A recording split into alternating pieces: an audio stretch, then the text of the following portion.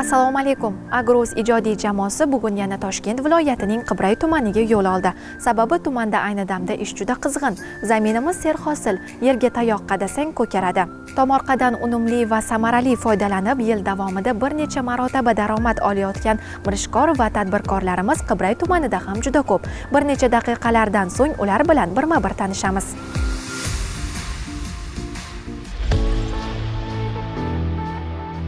Mana qo'limdagi sumkalar shu tuyoqqush terisidan tikilgan sumkalar.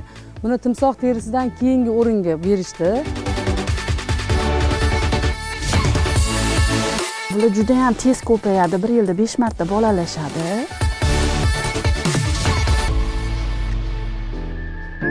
Biz Qibray tumanidagi yana bir fermer xo'jalikdamiz. Guvohi bo'layotganingizdek, bu yerda tuyoqqushlar boqiladi.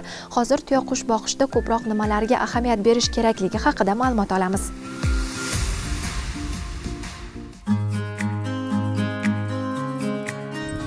Mendan naslchilik ish boshlaganimizdan keyin ko'pchilik bular qiziqishga mendan olishganlar bo'rdoqiga boqishdi. Bo'rdoqidan keyin bularning terisi bilan ham alohida shug'ullanishdi. Mana qo'limdagi sumkalar shu tuyoqqush terisidan tikilgan sumkalar. Buni timsoh terisidan keyingi o'ringa berishdi. Buni terilari mana o'zini haqiqiy gullari, mana o'zini ishlov berilgan holati. Endi hozirgi kunda bundan ham yana ham sifatliroq qilib ishlashyapti.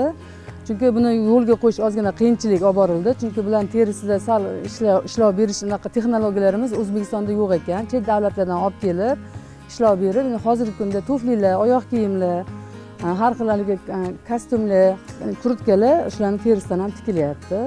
Patlaridan bezak sifatida ishlatilyapti. Bizda eng rivojlangan, eng yaxshi ishlayotgan narsalarimiz yog'lari. Bular tuyoqqush yog'lari har xil kasalliklarga, teri kasalliklarga, keyin ayollarimiz kosmetologiyasida rosa yaxshi yo'lga qo'yilgan. Hozir ko'pchilik shu kasallar deganda bel og'riq, oyoq og'riq, shu kasalliklarga shularning tuyoqqushlarning yog'idan foydalanishyapti.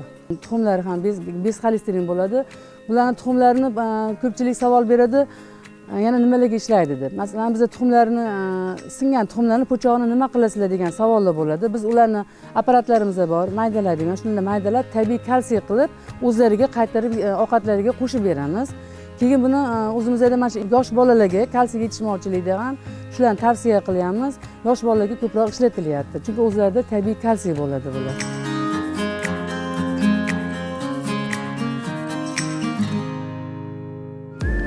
Tuyoqqush tuxumining vazni o'rtacha 1,5 kilogrammni tashkil etadi. Bu degani tovuq tuxumining 30 ta 35 tasiga teng degani.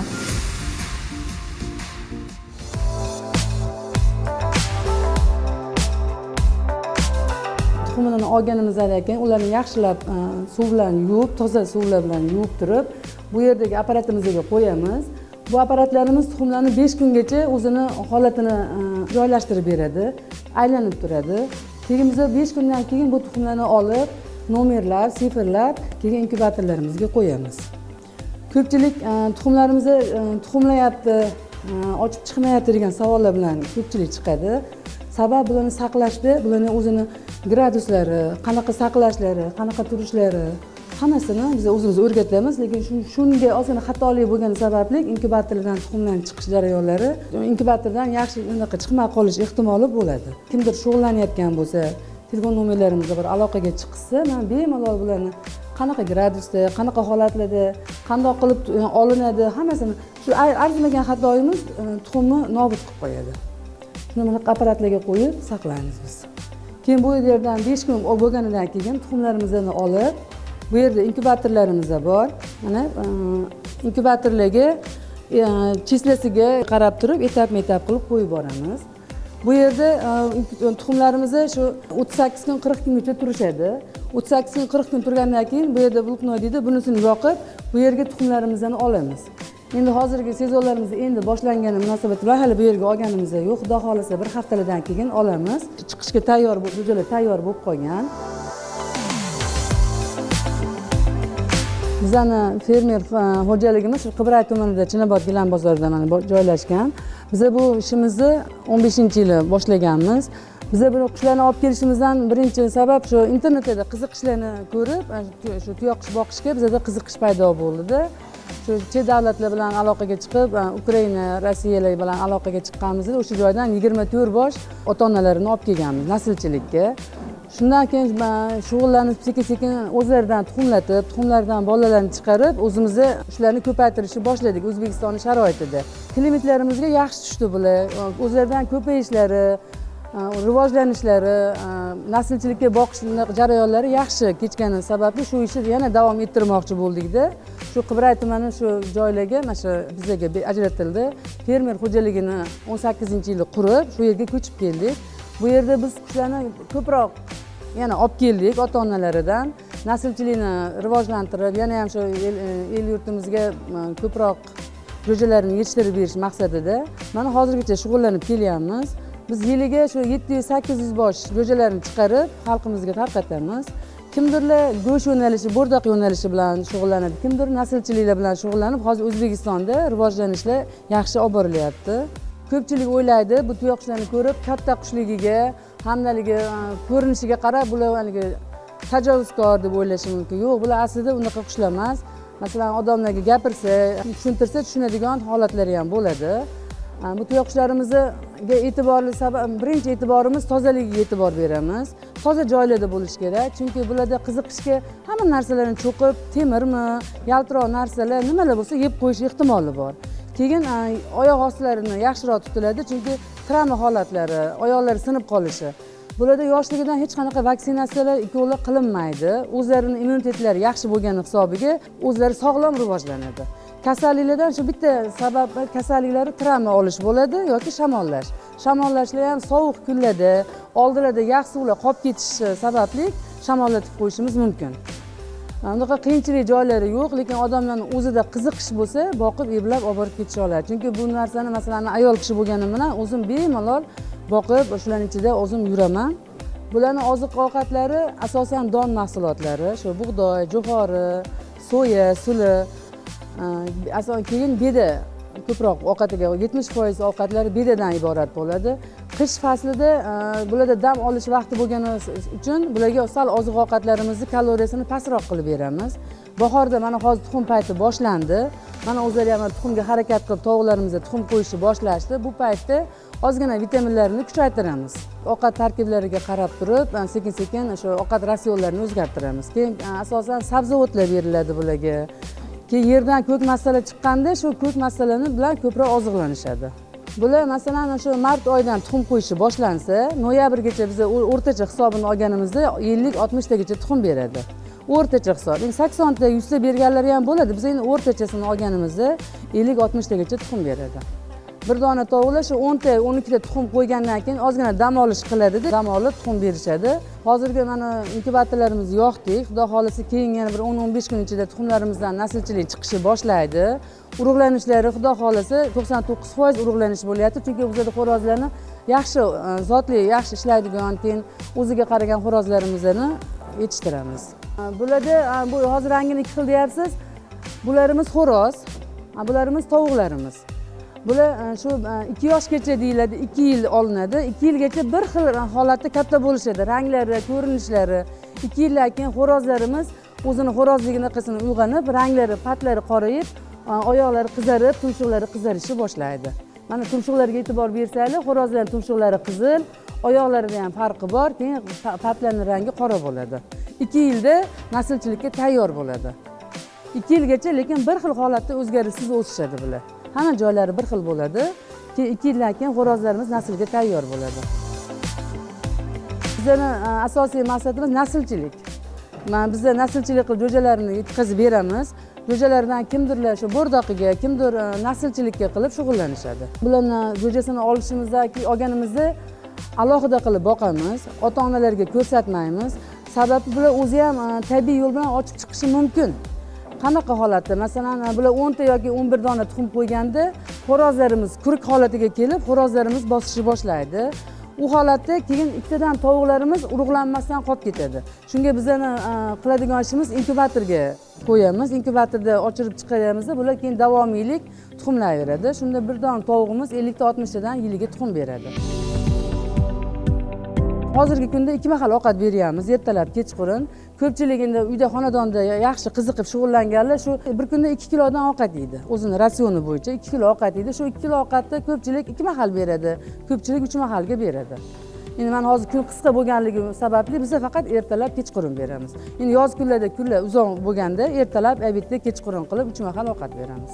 Bularda shu yana bitta shu kasalligini aytib o'tmadim, stress holati deydi. Bu stress holati nimadandir qo'rqib ketish. Chunki bularda shu stress holati ham bitta kasallik hisoblanadi. Stressga tushgandan keyin ularni stressdan chiqarib olish sal qiyinroq masala. U stress shu nimadandir qo'rqib ketadi. O'zidan kichkina narsalar kirib oyog'im tagida yugurib ketish yo taraqa turuq, shamol shunaqa narsalarga shunga doimiy jo'jalarini boqayotganimizda muzikalar bilan olib boramiz. Chunki qachonki o'sha narsaga moslashishadi, keyinchalik o'sha holatdan chiqib ketishadi bular. Yoshligida shu holatni to'g'rilamasdan, masalan, o'sha muzikalarni qo'ymasdan, taraqa turuqlaman bo'lsa, stressda jo'jalarni nobudgarchilik ko'p bo'ladi shu paytda. Tuyoqsh boqishmoqchi bo'lsa, birinchi bularni qiladigan ishi oldin joy masalasini hal qilishadi. Joylari yaxshi bo'lgandan keyin bizga o'xshagan shu tuyoqsh boqadigan fermer xo'jaliklar bilan kelishuv qilib, u yerda oldin ozgina o'rganish ishlarini olib borishadi. Chunki bularning ustida yaxshi ishlanmasa, bularni doimiyligiga boqmagan odam boqib keta olmaydi. E'tibori ko'proq talab qiladi, tozalikka e'tibor berib, shu e'tibori yaxshi qilinsa, biz nimaga bir oylik qilib jo'ja chiqaramiz? Bir oylik qilib chiqarishimiz sababi bir oydan keyingi jo'jalarimiz bemalol xona sharoitlarda, xonadonlarda yurishi mumkin. Ovqatlarni o'zi bemalol yeydi, suvlarini qo'ysangiz, keyin mana qo'rquvlardan o'tgan payti bo'ladi, bemalol boqib ketisha oladi. Kichikroqlari sal ozgina qiyinchilik bilan boqiladi, unga ozgina e'tibor beriladi. Doimiy shu qaydandir tuyoqsh jo'jasini endi oladigan, boqadigan bo'lsa, shu olingan joydan doimiy konsultatsiya bilan yurilsa, nobudgarchilik kamroq bo'ladi, rivojlanishlari yaxshi bo'ladi keyin. Tuxumidan iste'molga ham chiqadi. Qachongi masalan endi bir 10 ta tuxum olganimizda shu 10 ta tuxumdan bir ikkitasi inkubatorga yaroqsiz bo'ladi. Qattiqroq joyga tuxumlab qo'ysa tirishina bo'lib qolishi mumkin yoki bir yuvayotganimizda yo bir nimadir qilganimizda noto'g'ri harakat qilganimiz hisobiga inkubatorga yaroqsiz bo'lib qolganlarni shu ko'pchilik zakaz qilishadi. Kasallik, ko'proq bularning tuxumi bez xolesterin, go'shtlari ham xolesterinsiz bo'lgani uchun kasallik, yosh bolasi borlar bizga iltimos qilishadi. Shularga keyin aloqaga chiqib, tuxumni tayyorlab qo'yganimizni aytamiz, kelib olib ketishadi. Yoz kunlarda arzonroq bo'ladi, 50 ming, 60 minggacha. Hozirgi kunlarda 80 ming, 100 mingdan sotishyapti bir donasini. Lekin biz hali sotuvga chiqarganimiz yo'q, chunki bizning tuxumlarimiz hammasi yaxshi ishlayapti. Ko'pchilik inkubatorlarda inkubatori yo'qlar, endi o'ziga oziq-ovqat chiqarish maqsadida iste'molga sotib yuborishyapti.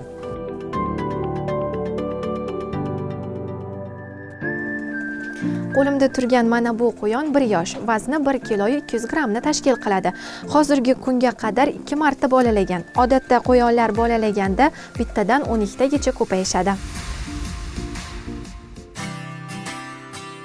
Bu dekorativniy quyonlar bilan shug'ullanamiz biz. 3 yil mobaynida shu darajagacha yetib keldik. Oldiniga qiziqish mobaynasida o'g'lim adasini yuring quyon olib bering deb qo'shnimizniki olib chiqib, bitta onachi 3 ta bolasi bilan olib chiqib kelishdi. Shu bilan juda ham chiroyli bo'lar ekanda ular.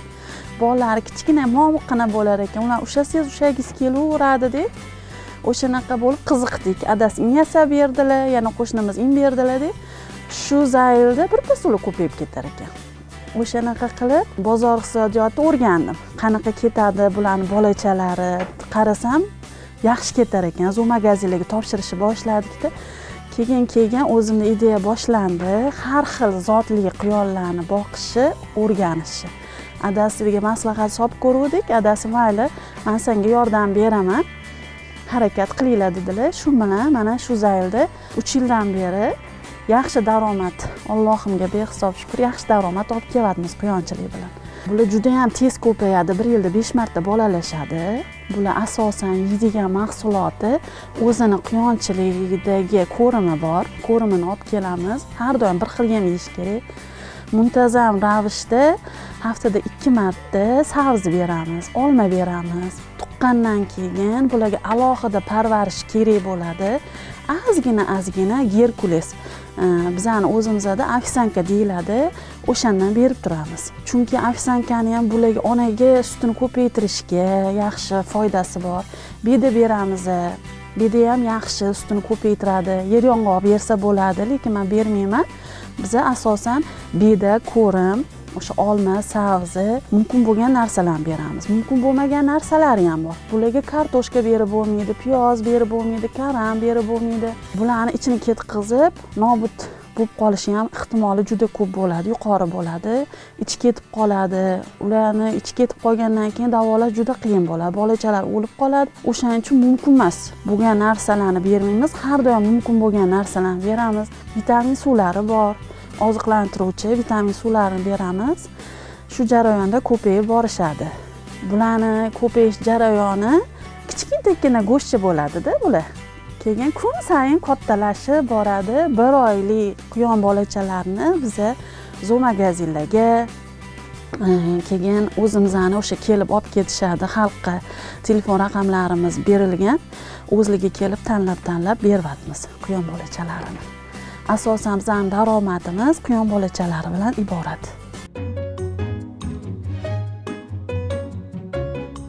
4 kun 5 kunda tozalanadi.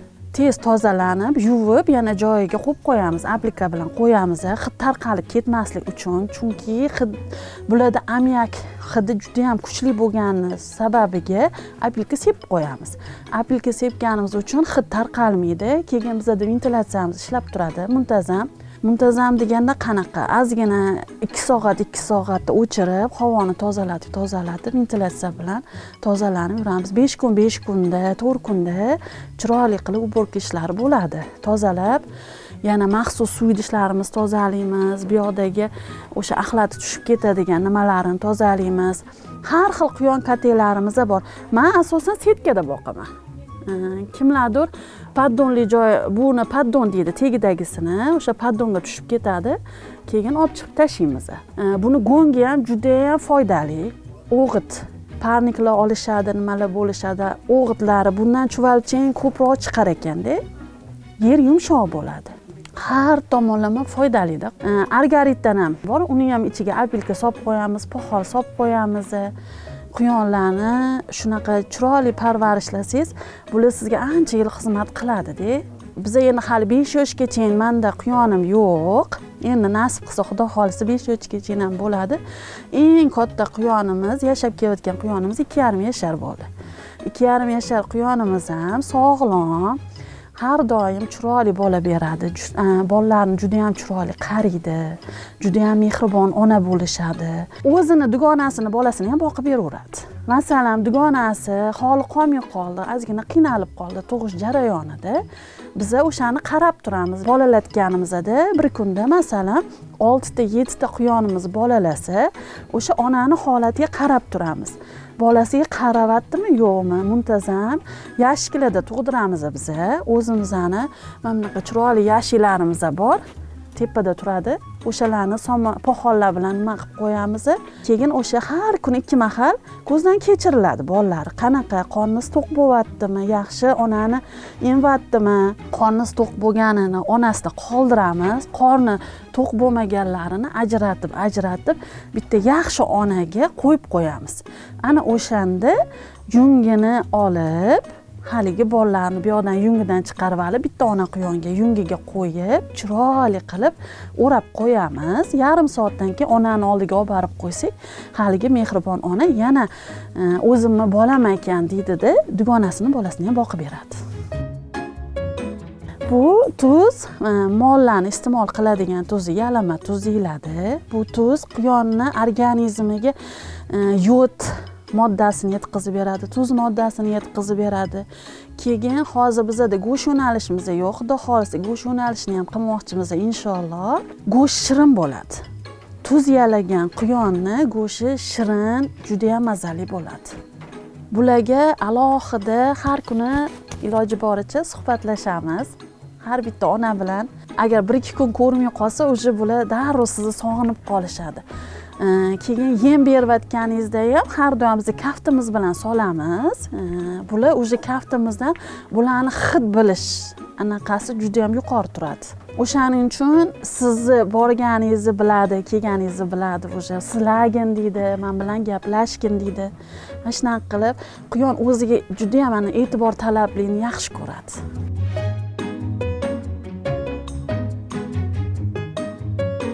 -10 gradusgacha bemalol quyonlar yashay oladi. Keyin bolachalarini bular yungini to'kib tug'ishadi.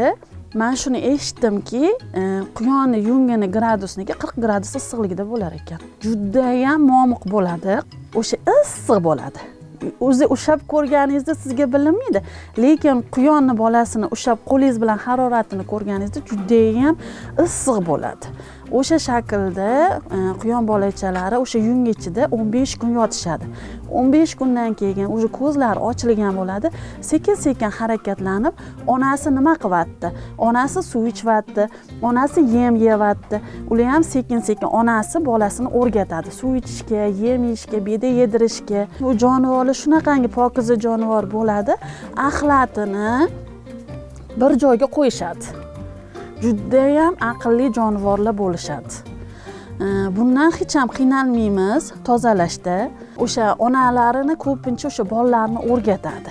Bizda naryoqda bola bog'cha joyimiz bor. Onalarni ozgina bolalarni kattaroq joyga qo'yamiz, yugurib o'sgan sari ular yugurib o'ynagan sari quyon bolachalar juda ham kun sayin chiroyli bo'lib boradi. Daromadimiz hozirgi kunda mana 4 million 5 million atrofida. Hozirgi kunda 80 ta ona quyonimiz bor. 4 million 5 million bo'lyapti. Mana hadimi mart oyidan boshlanadi. Ko'katlar chiqqandan keyin yerlarda ko'katlar chiqqandan keyin hamma kunlar isigandan keyin quyon bolachalarini yo'qsa katta ona quyonlarni so'rab kelishadi. Ana o'shandan keyin sekin-sekin yana daromad oshadi. Chet eldan olib keltirilgan quyonlarimiz bor. Ular zakrepleniy quyon deyiladi. Qulog'ida klemolari bo'ladi, dokumentlari bo'ladi. Ularni bu yoqda yashab ketishi unaqa qiyin emas. O'sha ular ham o'zligi bilan yemini berib berishadi bizga. Biza yemi bilan u yemni aralashtirayotganda tenga-teng yemini qo'yib, bizani yemga o'tib oladi. Chet davlatdan juda ham hozirgi kunda har xil quyonlarni zot yo'nalishdagilarni olib kirib kelishyapti. Chet davlatdan ham kirib kelgan quyonlardan bemalol zot ko'paytirib, shuni orqasidan foydalanadi, daromadi, oilasiga hissasi qo'shilinadi. Bularni parvarishi ertalab kechqurun qaraymiz, suvini yemini beramiz, ozgina quyonlarni erkalab, bular bilan ham gaplashish kerak-da. Bular bilan gaplashsangiz maza qilasizda. Bularni quyonchiq deydi. Yuragi juda ham kichkina bo'ladi. O'shaning uchun bular cho'chiydi-da, stressga tushib siraz o'lib qoladi. O'shaning uchun men shovqin bo'lmaslik uchun muzika qo'yib qo'yamiz. Ham keyin radioda bo'layotgan yangiliklarni o'zim xabardor bo'lib turaman. Shu bahonasida bular ham o'sha radioni eshitdi. Mana hozir baland o'sh kelsa ham bular o'sha cho'chishmaydi-da. O'shani muhitga o'rganib bo'lishgan. Yangi quyonimiz tashqaridan keldi. Masalan, men ham ko'chadan sotib oldim, kimgadir zakaz qilib qo'yganman, o'sha quyonim keldi. O'sha quyonim kelgan paytda birdaniga o'sha holatga qo'yib qo'ymayman. Uni biz boshqa joyda karantinda boqib turamiz. O'sha kuni kun mobaynida radiomiz sekin do'shini baland qilib boramiz. Chunki u boshqa xonadonda kelganda radio eshitmagan bo'lishi mumkin. O'shaning uchun haligi quyonni 3 kun mobaynida o'sha radioni, muzikalarni eshitishga jarayoniga tayyorlab turib, keyin o'zini maxsus iniga qo'yamiz. Bemalol hech narsa bo'lmagandek o'sha maza qilib yashayveradi quyonlar. Tanlovlarda ham qatnashganmiz. Bizda musobaqalar bo'ladi. Bizning o'zimizning maxsus katechalarimiz bor. O'shalarga savatlarga solib quyonlarni olib boramiz. U yerda o'rin quyonni baholashadi.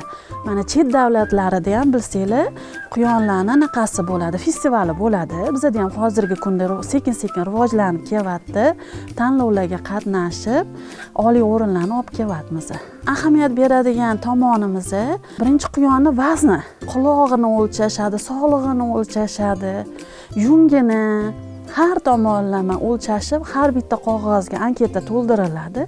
Shu bahonada o'zimizning quyonimizni balli sistemasini bilib kelamiz. Qanaqa zotli quyon boqyapmiz. Zot yo'nalishimizda mana bu yerda fransuskiy baranimiz bor. Chempion bo'lish niyatida yurimiz, xudo xolasa. Mukofot pullari bor.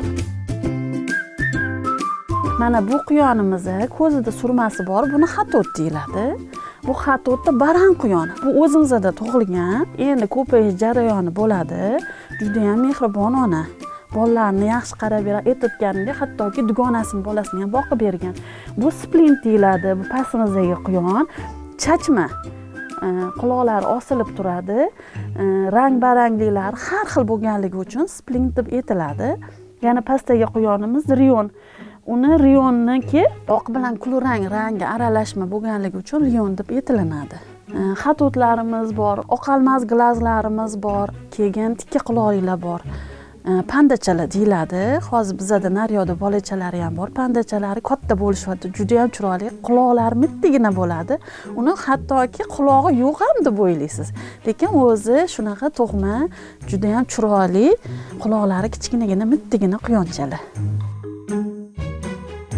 Mana bu quyonimiz Italiyadan kelgan qizil olmaxon deyiladi, qizil satin deyiladi, tikka quloqligi.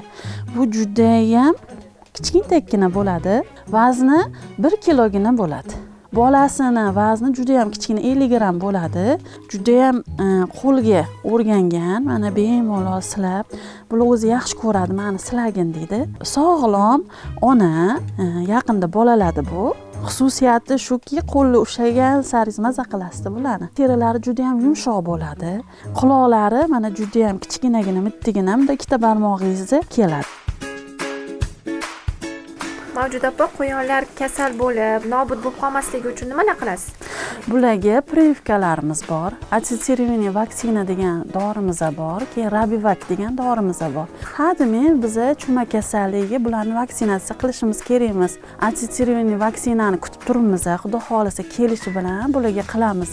Nobud bo'lmaydi. Bo'lmasa agar uni qilmasa nobud bo'lib qoladi. Chuma kasalligi bahorda qush orqali qushlar uchib keladi-ku, chet davlatdan.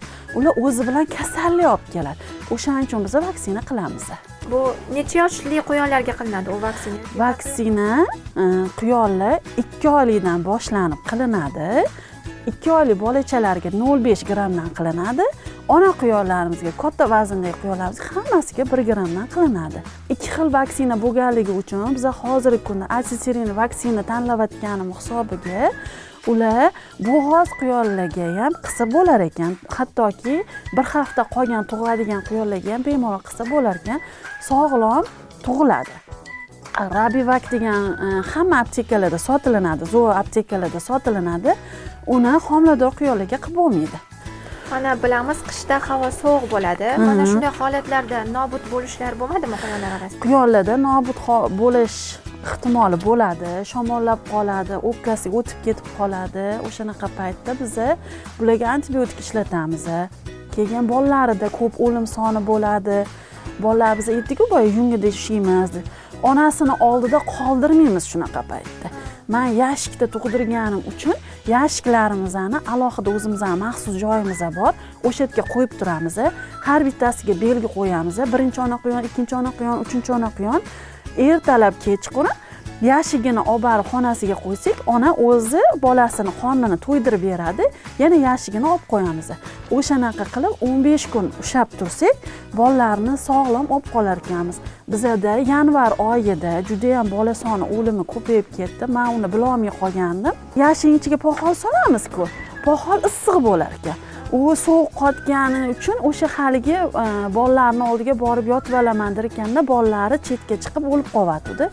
Keyin o'yladim, nima qilsam men bolalarini ushlab qolaman, chunki sovuq abrikovator yoqmaganman. Zdaniyamiz katta bo'lgani hisobiga o'sha tok isitgich to'g'ri bo'lmaganligi uchun yoqmadim.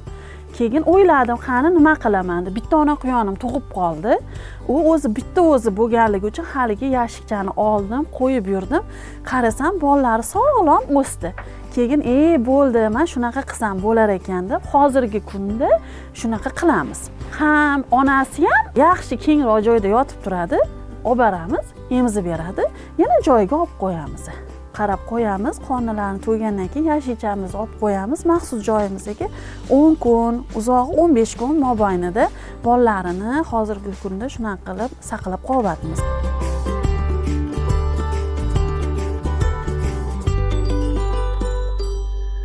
Bugungi dastur uchun jamlangan lavhalar mana shulardan iborat edi. Agar sizda mavzuga oid savol yoki takliflar bo'lsa, marhamat, biz sizning e'tiboringizdan faqat xursand bo'lamiz. Kelasi ko'rsatuvda Toshkent viloyatining yana bir tumanida uchrashguncha, xayr, salomat bo'ling.